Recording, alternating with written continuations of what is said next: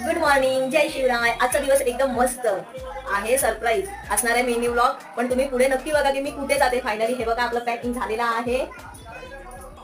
आता जायचंय कुठेतरी, पण कुठे हे शेवटपर्यंत नक्की बघा. बाय पण भारी देवा, तेच प्रमाणे हे माझंही आहे. कुठेही जा, फिरायला जा, पण घरातले कामं आवरल्याशिवाय काहीच पर्याय नाही. हेच होतं. काल ऋतूचे हेअर कट केले, पण तिने बरोबर कट करून नाही दिले. कानाच्या मागे आणि मागच्या साईडला तिचे हेअर राहिले होते, तर बोला आपणच थोडंफार पार्लरवाले बनावं. इथे मामा भाचीचं प्रेम बघा नक्की.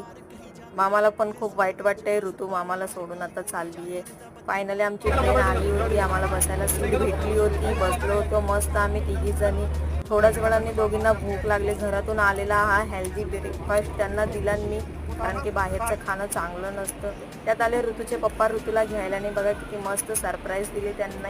खूप खुश झाले, ती सुद्धा खुश